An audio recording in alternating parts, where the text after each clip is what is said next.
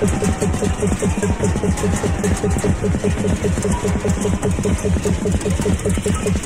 the microphone close a lot.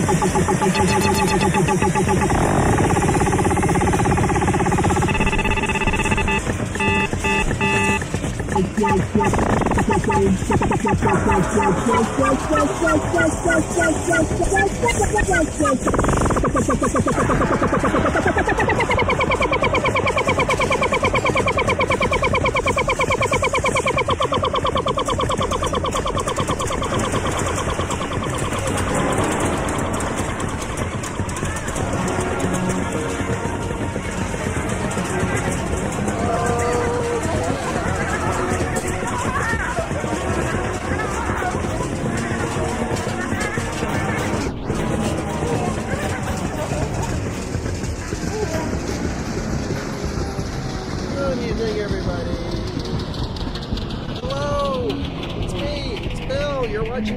Sound. Good evening. It's Saturday night, somewhere after 10 o'clock. And, yeah, I hope you enjoyed all that noise. Part of it was courtesy of the synthesizer back there.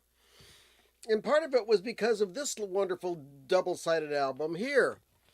Rhythm and Noise, Contents Under Notice. I was watching Michael P. Dawson's weekly Friday video, and he was showing an album by Rhythm and Noise that I do not have. And I said, I've got a Rhythm and Noise album, Contents Under Notice. Yeah. This came out in 1984, I think. What year did this come out? This came out in 1984 on Ralph Records, the Residence record label. And speaking of the Residence, we're going to be talking about one of their records tonight. Let me take this needle off and close this on down. All right. Whew. And hope you folks are having a fine Saturday evening. Oh, who we got in the chat room? We got some fine people. I am one of us. Mr. Thumpfanger is there. Barry is there. Mr. Barry Bowman. Good evening, sir. North Carolina Vinyl Picker and Memphis Lonnie. Hello, sir. And Nate Bouchard. Hello. Good to see y'all. So, not much is really happening, besides the fact that it's Easter weekend. Yesterday was Good Friday, tomorrow is Easter Sunday, but hey, today felt like a Sunday. It was weird, but at least we're getting some nicer weather out here in Ohio. Highs in the 70s, and all of the insects are waking up. There's bugs everywhere, so I'm spraying insecticide inside and outside of the house. Mowed the lawn for the first time. I'm going to spread feather meal all over the place so the deer don't eat all the plants in the yard. It's ridiculous. But that's not what we're here to talk about, is it? No, we're here to talk about music and records. And it's good to see you. I did not mention last week the passing away of Clem Burke from Blondie, the drummer for that band. Um, sorry to hear of him passing away. And you know what? I don't have any Blondie vinyl. I've got two Blondie CDs, but it's like after their career had sailed. I mean, after they had all their hits and they came back and they were indie, they had a independent label that was doing their music. So that was that. And trying to adjust my volume here. Sorry about that. So yeah, it's one reason I didn't mention it. And there have been some other deaths and stuff. But last week, all of the hubbub was taken up by Record Store Day, and I've had a chance to listen to some of my Record Store Day pickups, and one of them I made a video on, and that was let's see, that was here we go. Nope, not that one. Although that one is a butt kicking album. Did I already put it on the shelf? I did. I filed it away. Yeah, I made a video about this week. Todd Rundgren's Initiation, the 50th anniversary, on 2 records. And I talked a lot about how on the song Born to Synthesize, there is a place where the tape slows down and speeds back up to regular speed real quick. And that was not on the original album. It wasn't supposed to be on this, but they didn't catch it in time to get it out for Record Store Day. And I got a call from the Vaultmeister yesterday after he watched that, and he says, "Yeah, I know what that is. I've seen that happen. You're dealing with a tape that's nearly 50 years old, and there are edits in the tape. Okay, back when analog tape was edited with razor blades. Where's my knife? Ah, what happened to it? I was using it earlier today. Did I lose it again? I'm losing it all the time, folks. Let's see. I had it here. Was I opening a record with it? Was I doing this? Oh, I think I feel it. Nope, that's not it. That's a CD. All right. Well, anyway, back in the old days, if there was an edit, they found out where it was on the tape. They sliced the tape at the point where they were going to make it, and then they moved it to the other part and cut that tape out. And took the part that wasn't going to be in there and got rid of that or something. And then they had special splicing tape that had special adhesive on there that wasn't supposed to go bad or leach or anything like that. So they had on a special splicing block, and they put it on there, and they rubbed that out and then put that back on the reel, and that made... Okay, so maybe there was an edit that was a few revolutions of the tape reel away, and over the years,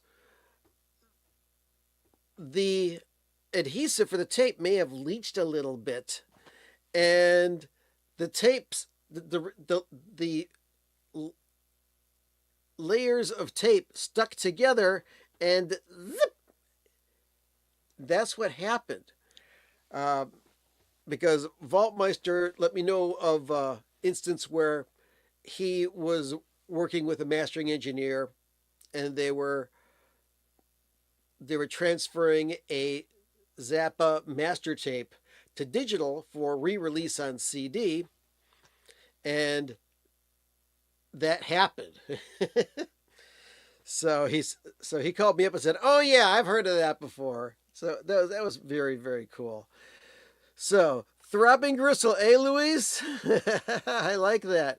Nope, it wasn't Throbbing Gristle. Not a bad imitation of Throbbing Gristle. Yeah, that rhythm and noise thing. Um, but let's see what else we got. We got Paul Beauparlant. Happy Easter, yes. Happy Easter to you as well. Speaker's Corner in the house. Hello, good to see you. Um, and the weekly question. Any Zappa news? Not yet. But I got a really good feeling. I, I can feel it in my bones that maybe next week we're going to have something. Hello, DJ Trish. Good to see you in the room and all that other stuff. So, what am I going to talk about tonight? Well, we're going to continue to talk about Record Store Day because this week, last week I got like 11, 12 albums for Record Store Day. And I haven't listened to them all yet. But I will let you know about the ones I have listened to. I already told you about the Todd Rundgren Initiation. So let's go on with some other ones that I've listened to. This one I've only listened to side one of, but can't wait to flip it over and listen to the other one. We got The Residents. It's called Leftovers Again. Yes, again. The third volume in the Residents Leftovers series. It's just all unreleased stuff from the years. And this stuff is from the 1980s. A good decade for the Residents. And I got to listen to the first side of this, which has some sessions and outtakes of the Big Bubble. Something called the Man Music Concentrate,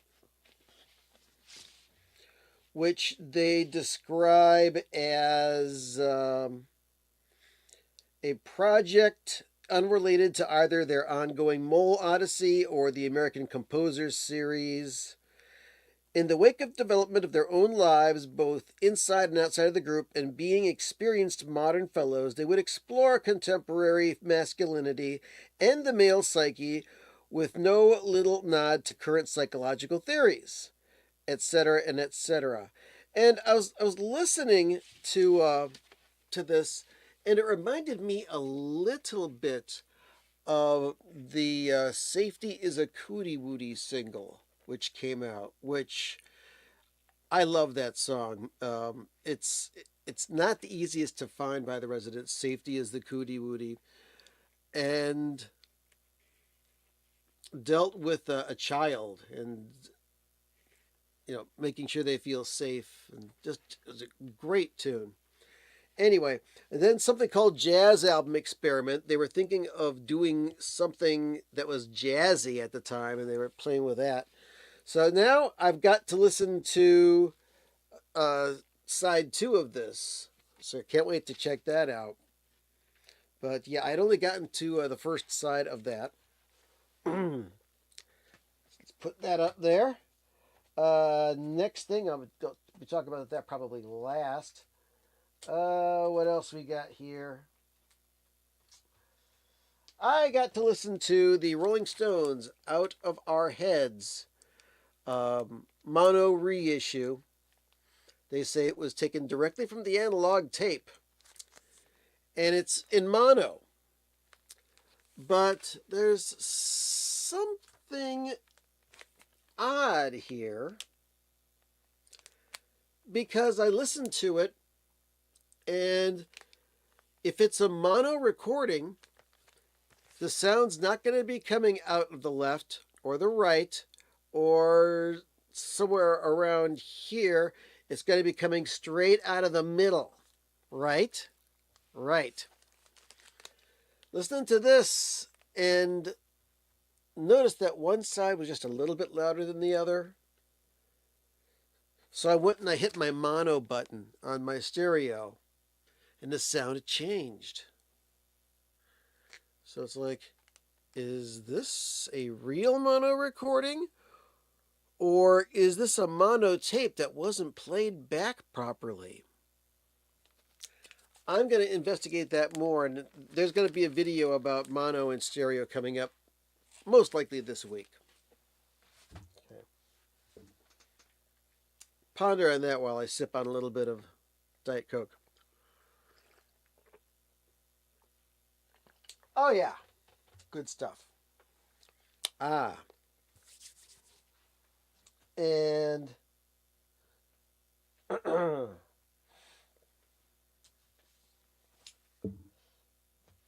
and I listened to one side of this, The Grateful Dead on a Back Porch. Not the best Dead compilation I've ever heard, but worth it. I listened to side one, which has Eyes of the World from 1991 and Standing on the Moon from 1989, which is pretty good. So now I've got to listen to side two, which has Mexicali Blues, Me and My Uncle, Easy Wind, and Big Railroad Blues. So I'll probably give a more fuller review of that next week. Okay. Oh. Yeah, listen to this. This is a good one. Hindu Love Gods, which is basically the instrumental dudes from REM with Warren Zevon singing vocals, and they're doing all cover tunes, mostly blues classics. We're talking a 7-minute version of Mannish Boy. Yeah. Da da da da. Boom, boom, boom. Ba da da da. This freaking rocks. I'm so glad they reissued this for Record Store Day. I don't know how many more copies of this are left, but very, very happy with this release. Oh, yeah. What else did I listen to? Oh, yeah. I listened to the Doors' Strange Days Work in Progress record. Highly recommended. This is amazing because this was taken off of a work tape that Bruce Botnick found while they were producing the Strange Days album. And this is raw takes of the Doors, pretty much. There's some overdubs on it, but not all of it. But very raw sounding, very clean sounding. Really nice alternate mixes, alternate takes of the Doors' Strange Days. Yeah. So, I'm one of us say, so with mono, everything, all the sound comes out of both speakers equally, right? Absolutely correct.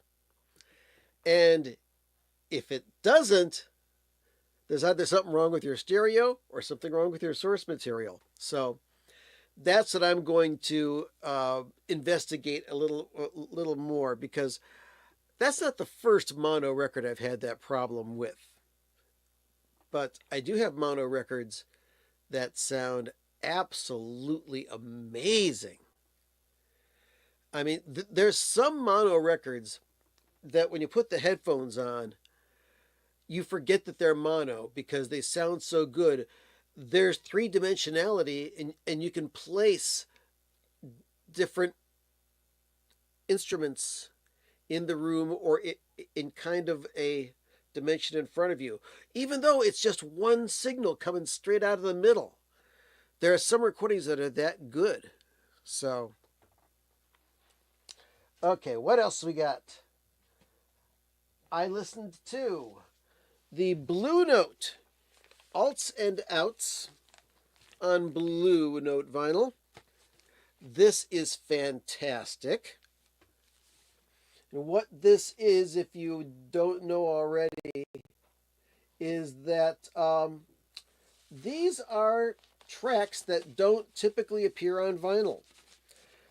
Throughout the CD era, when they've been reissuing Blue Note albums, they've been adding extra tracks, alternate takes, outtakes.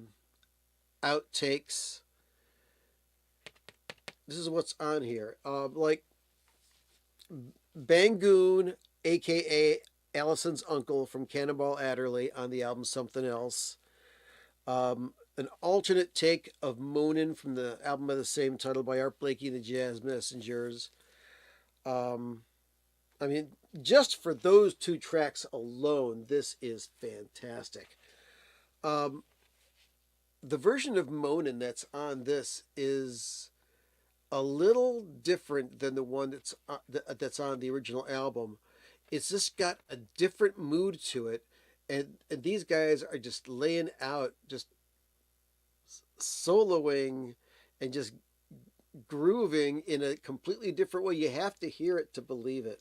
So yeah, if you're into the Blue Note jazz, and you've got like some of these tracks on CD, you might know what I'm talking about. But yeah, this I was happy with this. Happy, happy, happy. Okay, have not yet listened to the Jethro Tull. Have not yet listened to the Hank Williams the Hank 3. And I've listened to one side of the Camper Van Beethoven. I got to hear the wonderful song "Where the Hell Is Bill."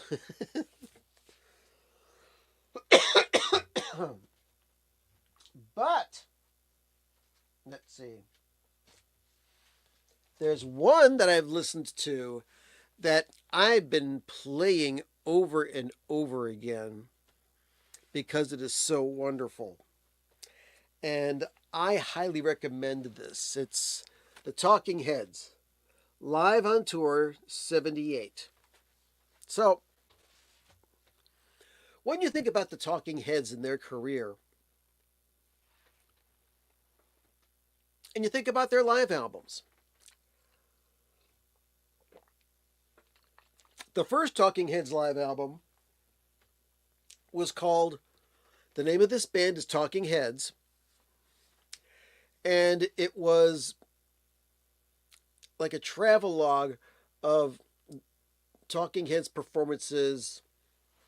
Let me pull the record out and I'll quote from it.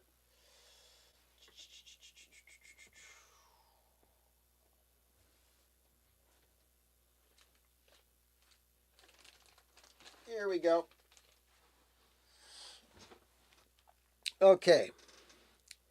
Another one of these albums with a reversible cover.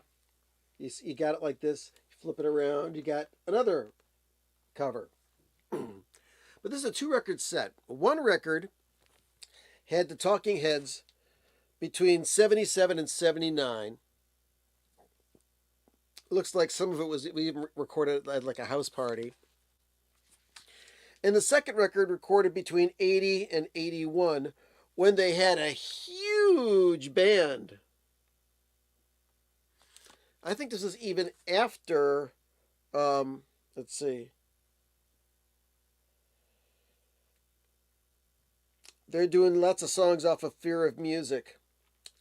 But for most people, when you think about a Talking Heads live album, you think about Stop Making Sense, because that was such a great movie and an equally good soundtrack. But that live album and that movie was made after the Talking Heads were completely established and the band had taken a break to make solo albums. Jerry Harrison had done The Red and the Black. David Byrne had done the Catherine Wheel soundtrack. Great album, by the way. And Tom Tom Club had done their album, and they had a hit single, even. So that's great in its own way. However, this little nugget here was recorded all in one night at the Cleveland Agora, December 18th, 1978. And this 2-record set is cut at 45 RPM, which is a blessing and a curse. A blessing because it does have a little bit better sound quality. And some people don't like the 45 RPM cuts because you've got to get up every 10-15 minutes and flip the record over. Okay? But my problem with the 45 RPM cut is that when you cut a record at 45, yes, you are using more real estate of the record surface to get the signal on there to make it sound better. However, with a faster playback speed comes more of a chance for surface noise. Now, if you get something like, I pull this out here, like one of these Atlantic 75th anniversary 2 record of 45 RPMs, this is done by Analog Productions. Every single step of the process is very closely watched. And as far as the pressing and the plating of the record, crazy quality control. That's why these are so expensive. And when you put that needle down, the surface noise on the record is going to be really, really low. Almost completely dead silent, almost undetectable. And that's what makes this worth $60. And it's why they charge. Now, this one was not that expensive. Let's see, do I have my where's the sticker price on this? Yeah, this was $40. Not bad. But when I put the needle down, there was a little bit of surface noise. About as much as you'd expect for a 45 RPM 12-inch record. But once the music gets going, you don't notice it that much. Anyway, what's great about this is that, yes, it was all done in one night, and the band had just put out their second album. They were still getting themselves established, and they were thought of as a little weird, but they rocked out, especially the version of Psycho Killer on this. When they get done with the main part of the song, they start speeding up and going into a separate section, and it is fantastic. Highly, highly, highly recommended. If you can still get a copy of this, yeah, jump on it. It's great. It's great. Mowgli Dayhiker, hello. It says here, the pure joy of Steve Howe's face when he plays clap is one of the finest moments I've ever encountered at a concert. 4th row, revolving stage, Worcester Centrum's 1991. I got to see them at the Richfield Coliseum in the round. And yeah, it's a lot of fun to see Steve Howe play that live. Or Mood for a Day as well. In Worcester. Oh, here. I was making too much noise at the beginning, so we couldn't listen to this wonderful noise. Ah, yes. So, yeah. Talking Heads, live on tour 78. I can't recommend it enough. If you're into the Talking Heads, it's worth the money. Okay. So, I didn't think I was going to be getting any other records this week. But then I got an email from, I believe it was Universal, the You Discover. They had this $15 sale. And so I started going around and applying discounts and using coupons and this like that.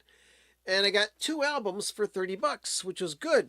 Because one of the albums, which I'm probably going to end up listening to tonight, is Elvis Costello, This Year's Model. Now, I've already got 2 copies of this. I've got a US and a UK original. They aren't in that great of a condition. But on this album, and let me get this out, on the hype sticker,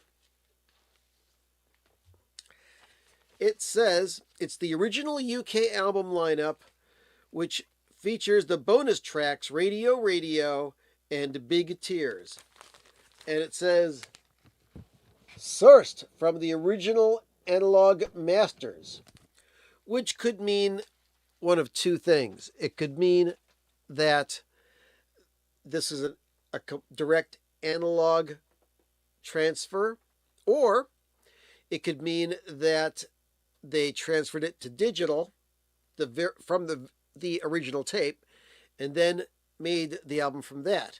That most likely is what's going on, because if you've got sources and all the stuff on one record site has to come from several different tapes, it's going to be very difficult to master it all in one take.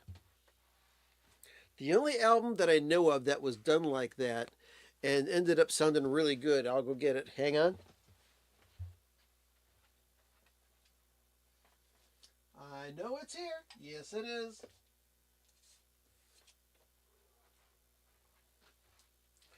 Word on the street says that this album, Beck Sea Change, the Mobile Fidelity original master recording, the way that this was mastered is that they had, this was before they started doing digital steps for their mastering. And I heard that they had 2 analog machines set up through their mastering console. Each song was on a different reel of tape. So they got the first tape set up for the first song, got all of their settings done, started running the lathe, and started running the first song. While the first song is being cut to lacquer, they're threading the second tape, or they've already threaded up the second tape with song number 2 on it, and they're queuing it up to the right spot, making sure all their settings for EQ and everything else is just right. And then once this song is done, they advance the lacquer and they start this one. And while that one's playing, they take that tape off and put on song 3. Now, there's a good chance that maybe this is one of the first that they did digitally. But this is one amazing sounding record. And the ends of the songs sound a little bit different than the original. I've got the Super Audio CD of this, and the segues between the songs are just a little different. So I'd like to believe that story where every single song was on a different roll of tape. I don't know how true that is. But yeah, this is one great sounding record. So, now if you look at this record, let me pull it out here. Record originally came out on Radar Records in the UK and on Columbia Records in the US. And they put the 2 extra songs on side 1. Can you see how close to the center that record goes? I mean, they got, 8 songs on that side? Yeah, 8 songs on this side. So I don't know how loud that's cut. I haven't had a chance to listen to this yet, but I'm going to. Now, side 2 only has 6 songs. Oh, wait a second. Oh, I'm sorry. This is side 2, which goes very close into the Dead Wax.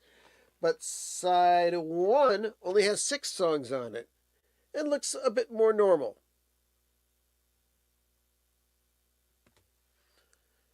So, you never know.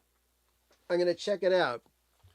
I'm going to do a shootout between all three versions that I have. And if this version has all the songs on it and it sounds better, I'm keeping this one and getting rid of the other two. Which reminds me, there is a record swap that's going to be happening in May. And I'm thinking of buying a table there and checking that out.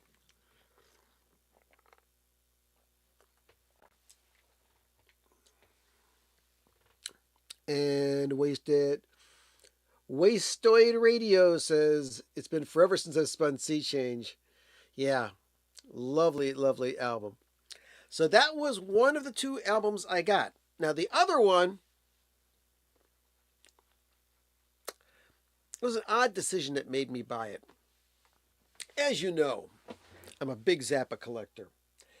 And let's pull out this. This right here is my original copy of Shake Your Booty that I got in 1979 when I reviewed it for Scene Magazine in Cleveland. And check out. There, I'm gonna pull out the sleeve here and show you this sticker. I've showed this on videos before. I'm so proud of having this first pressing here. And check out that. Attention! Audition before airplay. Review all lyrics before airing. Love it. What a great, great album. The first album on Zappa Records, Frank Zappa, Shake Your Booty. Although a lot of people like to say Shake Your Booty. I like it either way. But since I showed that sticker, I want to show this one because it's twice as good. When Joe's Garage came out, had a sticker on it that said, "Warning! Another Zappa album. Please audition before airplay." I love it. I love it. I love it. Did not have a similar sticker on Joe's Garage Acts 2 and 3. But anyway, let's get back to this. This is the original copy of Shake Your Booty. And it was mastered by the one, the only, Bob Ludwig. In the dead wax on all four sides, it says Sterling and RL, which is pretty much a guarantee that it's going to be one great sounding record. And this is one great sounding tape that Zappa recorded. Zappa paid a lot of attention to sound quality. And I remember back when the Grand Wazoo and Waka Jawaka were re-released and were finally made available on vinyl again. And Bernie Grundman cut these from the original master tapes. And I went back and forth listening to both of those albums, trying to see which one was better, because those are great sounding records. And Bernie did such a fantastic job of cutting those albums. I have to say, the only difference between the two copies, the original and the one that Bernie did, was that the new one was just cleaner because it was decades newer. He had the EQs down pat, and those albums sounded beautiful. Even the very high frequencies of Sal Marquez's trombone solos were not overmodulated. They just sounded right, and they imaged beautifully in the system. So, very good. But I've kind of been casually picking up the old Zappa catalog remasters just to see how good they sound. And based on how the Grand Wazoo and Waka Jawaka turned out, I didn't think that there was going to be a big difference in the new versions. But one of the Zappa albums that I have an original of, that I don't have the remaster of, was there. And I was able to use some coupons and get it for a decent price. And it was Shake Your Booty. Yeah. So last night when I unsealed this, cleaned up the first record, I listened to side one, and then I pulled out my original and listened to side one of that.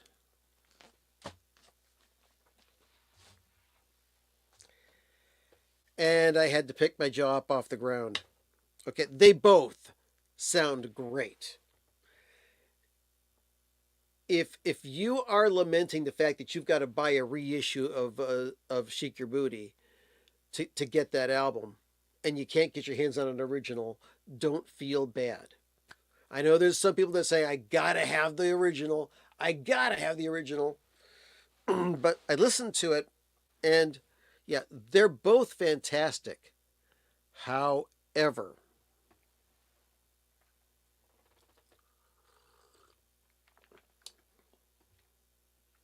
the new one is cut by Chris Bellman at Bernie Grundman Mastering.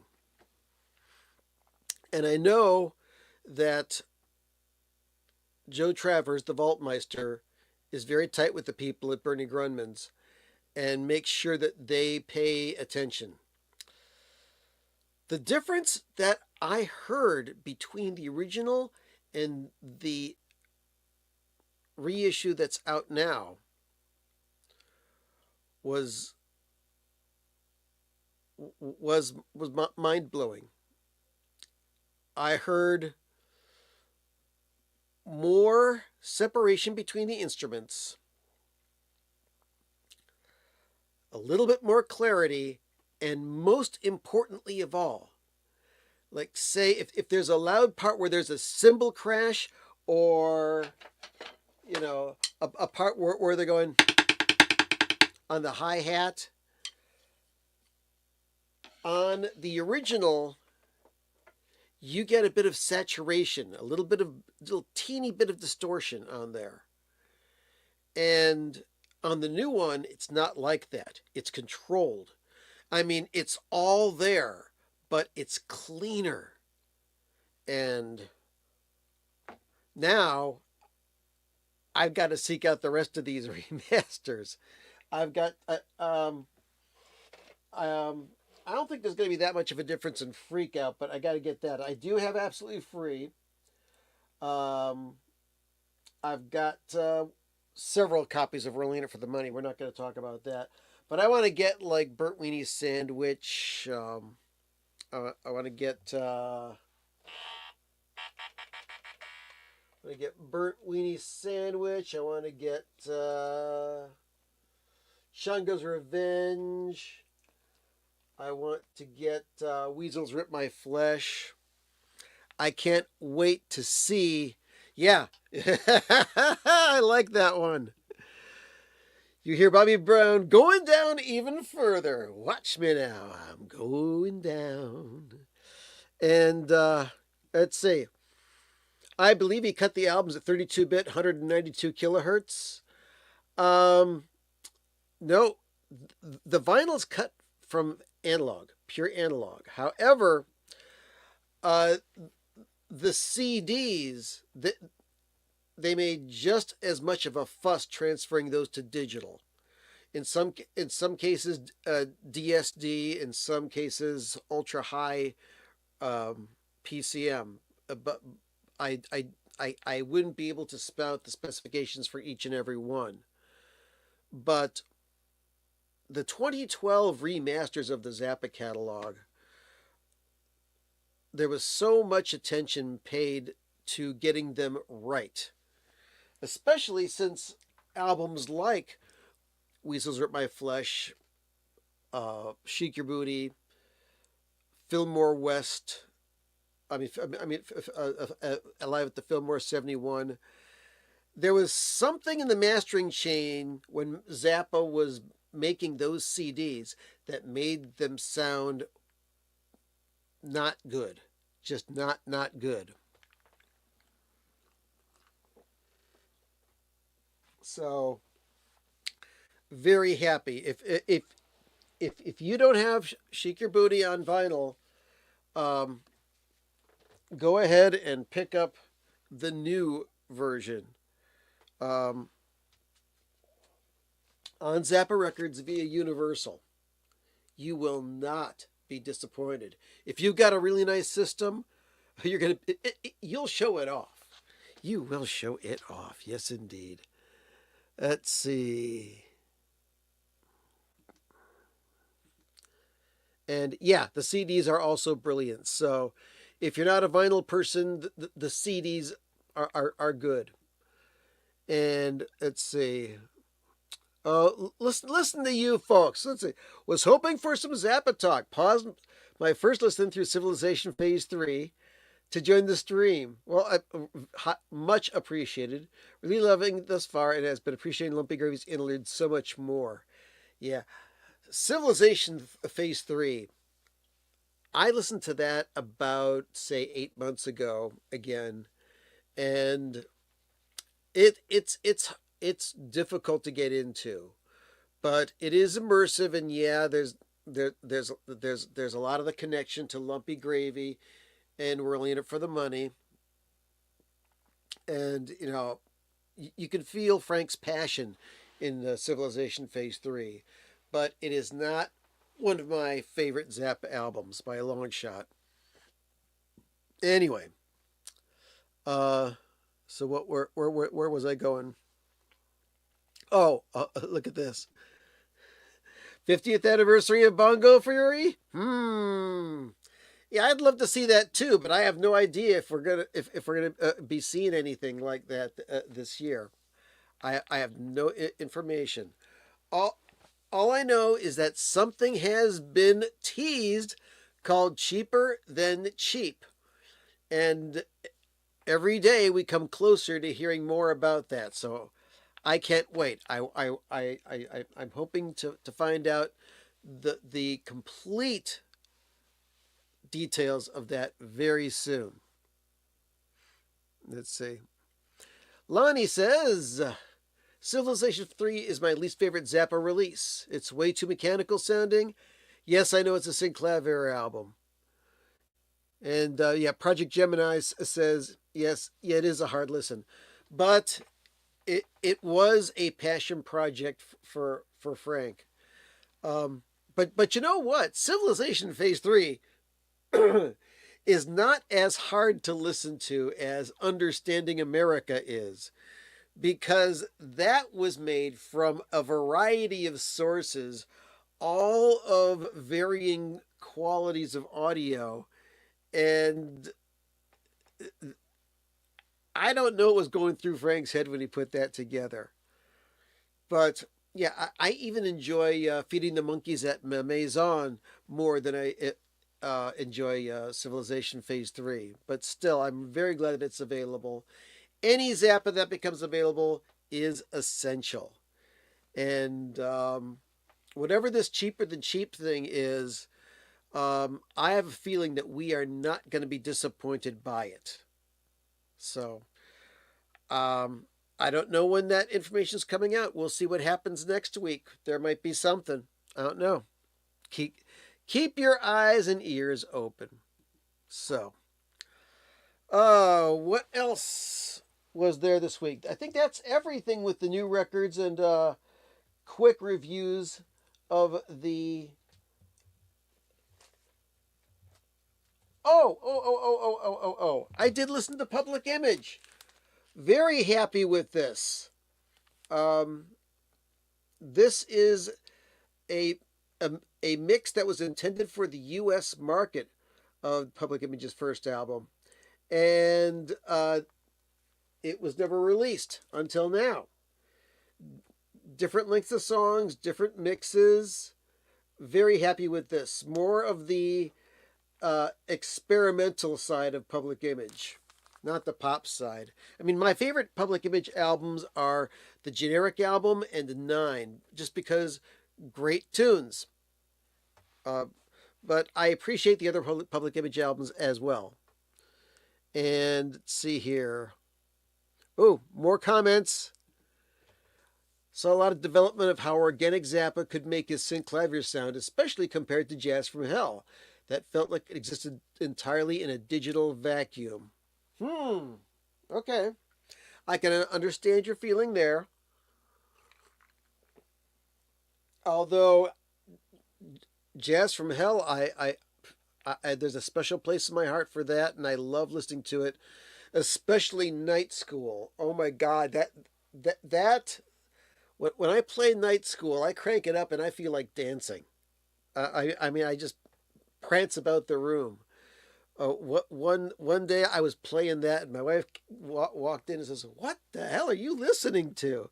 And I said, "This is wonderful music." And she's saying, "Yeah." Turned around, walked away. The missus is not a big Zappa fan, although I have to give her credit. She sat through a Dweezil concert.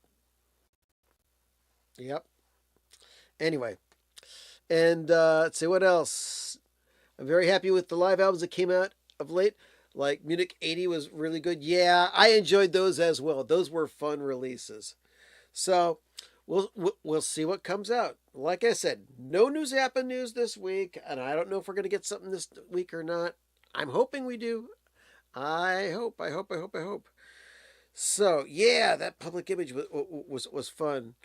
It made me go back and listen to a couple of other Public Image albums. So yeah, it was a busy week, and hey, it's the weather. I hope that you're not in an area that is torn by storms. I feel bad about the people who have been hurt, but I want to thank absolutely everybody who has joined us tonight. Hit that like button. Come on, you know what to do. Hit the like button. If you're not subscribed, please do so. And I hope to see you again here next week, if I do a stream again. Let's see. Was there something that was happening this week? I don't know. All I can say is, thank you again, everybody who has tuned into the live stream. And I'll check you all out probably with new information next week. There may be a standalone video coming out this week about mono and stereo. And that's kind of it. Stay tuned for your local news, except on the West Coast. And I had a great time. I hope you did too. Go listen to some music. Tell somebody you love them. And yeah, if you celebrate Easter, have a good one. I will. I'm having the family over, and we'll be eating lots of food. So, what you say? I make some more funny noises for the last few minutes. Tweak this down. Turn this over. Turn on the synthesizer. Thanks again for stopping by. And no matter where you are next week, you can stop by your place or mine. Your place or mine. Your place or mine. Your place or mine. Okay. All right. Come on.